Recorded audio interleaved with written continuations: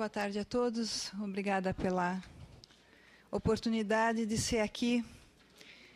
Dr. Marcos, mais um rosto. Eu sou portadora de câncer de mama metastático, com metástases ósseas. E, recentemente, na mídia, eu ouvi um renomado oncologista dizendo que não existe um tipo de câncer, mas inúmeros tipos de câncer. E eu concordo com isso. O meu tipo, por exemplo, ele tinha uma expectativa de um controle. Me foi dito os oncologistas me disseram: você vai ter um controle, uma sobrevida boa, porque pacientes com metástases ósseas costumam viver até 15, 20 anos. Eu tenho pacientes com 20 anos de metástase e com uma sobrevida e uma qualidade de vida boa. Acontece que, no meu caso, eu não fui tão abençoada. Minhas metástases, apesar de todo o tratamento disponível, elas se evoluíram num ritmo assustadoramente galopante. Eu estava com todos os exames prontos, uma cintilografia de controle demonstrando que estava tudo bem. Eu estava com uma reconstrução de mama agendada para o mês de dezembro e, por conta das festas de Natal, vamos fazer então só em janeiro. E, nesse período, o câncer se instalou com uma velocidade absurda. E hoje eu sou uma paciente em estado de tratamento paliativo, onde nenhuma das terapias clássicas demonstrou nenhuma eficácia. A única eficácia em termos de dor foi uma radioterapia antálgica que eu sofri na bacia e na cabeça do fêmur, que me deixaram com a contagem de leucócitos muito baixa por conta da irradiação na medula, porque a medula óssea responsável pela fabricação dos leucócitos foi irradiada. Alguns problemas de ordem intestinal por queimaduras da rádio. E eu tenho absoluta certeza que eu fui tratada pelo que existe de excelente na medicina brasileira. Excelente.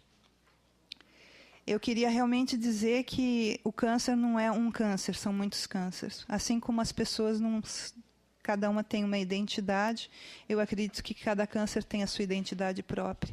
E não dá, em medicina, para se dizer que as coisas vão funcionar exatamente igual com todos os pacientes.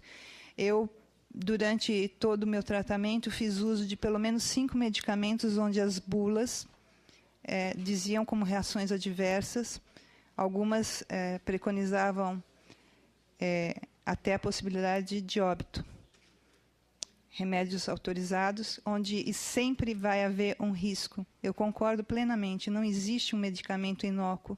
Alguns bebês nascem com intolerância à lactose.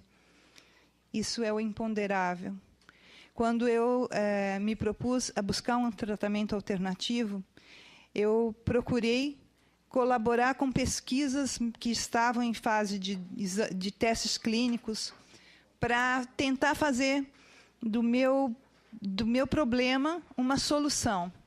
Eu me propus a ser cobaia e eu procurei estudos em fase de testes clínicos no Brasil para me candidatar a cobaia.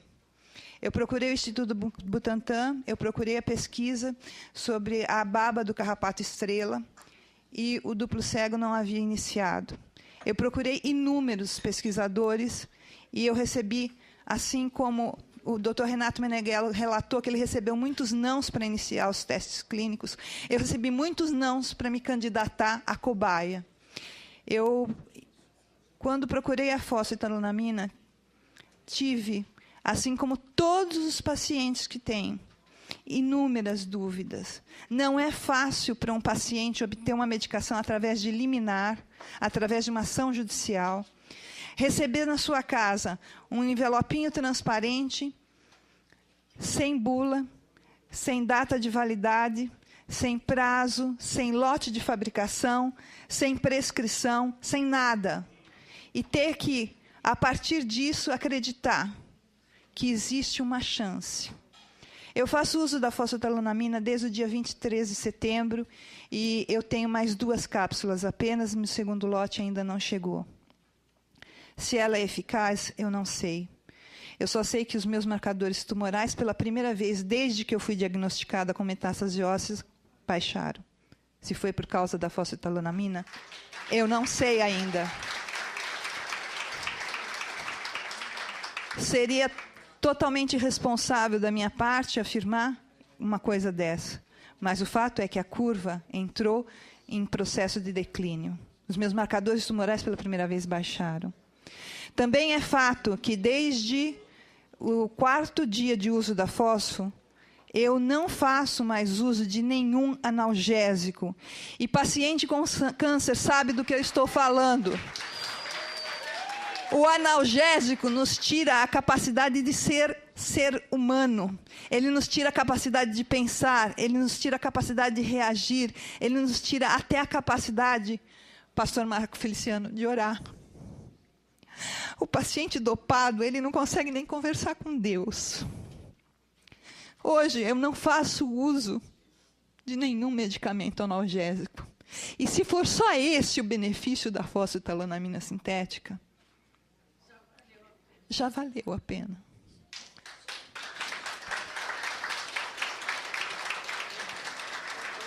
Eu peço que as autoridades desse país ouçam o clamor dos pacientes. Eu estou aqui representando, não o meu caso, mas milhões de casos, não só os brasileiros. Hoje eu recebo mensagens de pessoas do mundo inteiro, Eu tenho certeza que hoje nós estamos testemunhando um marco na história do tratamento do câncer. Eu estou aqui para representar o clamor de pessoas que entendem todos os processos necessários, fundamentais para a aprovação de uma substância e para a colocação dessa substância segura no uso. Mas eu digo, o meu câncer não entende isso. Ele não entende que existem prazos a cumprir. Como é que eu faço ele acreditar que precisa esperar? Ele não consegue me ouvir. Eu não sei porque ele tem vontade própria. E ele continua insistindo em crescer. E se eu não receber mais a fosfetanolamina, eu vou voltar ao uso da morfina, que é uma substância que cria profunda dependência química, e que mata o paciente a cada dose, todos nós sabemos disso. A mudança no meu estado clínico é tal que, no mês de julho, eu estava de cadeira de rodas, principalmente porque eu tinha acabado de irradiar a bacia e era um risco enorme de fratura, e eu podia desmontar, no mínimo, trauma. Hoje, nem bengala mais eu uso. Depois da cadeira de rodas, eu fui para as muletas, das muletas eu fui para a bengala. E hoje eu não uso nem bengala. Eu vim de São Paulo para cá, de avião, sozinha. Sozinha. Eu não precisei de nenhum suporte no aeroporto. E eu peço, senhoras e senhores, não tire de nós essa chance. Permita que, pelo menos, eu continue com o uso da fosfo, que já está acabando, pelo menos para não fazer novamente o uso dos analgésicos. Muito obrigada. Eu convido para usar a palavra também, um paciente aqui de Brasília, Amaro Wilson. Enquanto isso, quero aqui cumprimentar e agradecer a presença, participando, o deputado federal por Minas Gerais, Adelmo Carneiro Leão. E também eu queria só deixar claro que a dona Bernadette Cioff, de São Paulo, ela veio por custo próprio, bancando sua despesa. Convidei ela, porque quando tem audiência pública, os convidados é o Senado que banca. Mas como já tinha passado da hora, ela falou, não, eu me prontifico para ir lá, para dar o meu depoimento, como é que eu estou e como é que eu estava. Então, eu agradeço aqui, de coração, levo o nosso abraço aqui, e fica a palavra com um morador de Brasília, senhor Amaro Wilson, também para dar aí o depoimento. Eu vi de autoridade nossa aqui de Brasília que é um relato. Me falaram para mim numa audiência aqui, não, é um relato. Eu falei, como é que é? Se lá no Petrolão, quando o pessoal está fazendo delação premiada, é depoimento público, por que então de um paciente não pode ser também um depoimento? E não é relato. Então eu estou ouvindo depoimento de vocês. Senhores senadores, senhores presentes, senhor senador Ivo Cassol e os outros presentes, que eu não consigo citar o nome de todos, eu gravei as palavras dessa senhora. Ela disse que tem 2 cápsulas. Ela disse que andou de cadeira de roda. Senhores senadores, os senhores têm filhos, têm esposa, têm pai, quem tem, quem não tem, eu não tenho mais. Mas, senhores senadores, autoridades desse país, nós precisamos resolver esse problema desse remédio. Eu tomo ele há 4 meses e não faço mais quimioterapia.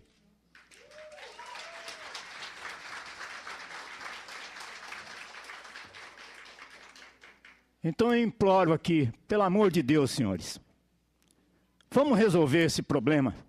O senhor presidente da Anvisa, eu queria que ele se comprometesse a resolver o problema. Não adianta ele falar que tem regulamento, que tem isso, tem aquilo. O remédio foi testado em mim. Tem 5 meses que eu tomo esse remédio. E eu tive conversando há 8, 10 meses atrás, no início desse ano. E eu fui sozinho, porque a minha filha sempre me acompanha num oncologista, que por uma questão de ética, eu não vou citar o nome, e eu enganei a minha filha para ela não estar presente. Eu disse que a consulta era às 11 horas e a consulta era às 9. E eu perguntei para um oncologista de um hospital aqui em Brasília, e eu disse a ele, o que me espera, doutor? Ele me disse, não vamos continuar fazendo o tratamento, não espera nada. Não, eu quero saber o que espera. E ele me disse, não, eu só tenho 1% de chance. O meu câncer é de fígado. Nós estamos precisando, excelências, de resolver esse problema. Pelo amor de Deus, eu peço a vocês. Eu tenho medo da quimioterapia. Eu tenho medo. Não adianta, senhor presidente da Anvisa, não adianta os ministros, não adianta as autoridades demorarem a resolver o problema. Nós temos que resolver rápido. Eu me emocionei com o discurso do doutor Renato e dessa senhora que disse que só tem 2 cápsulas. Eu tenho mais, se eu puder eu vou ceder para ela. Porque eu estou a fim de salvar pessoas. Eu quero salvar pessoas. Quando eu recebi a minha remessa de fosfoetalonamina, eu cedi para uma pessoa que está com câncer nos Estados Unidos. A pessoa está presente aqui, ela levantou a mão lá, eu cedi para ela.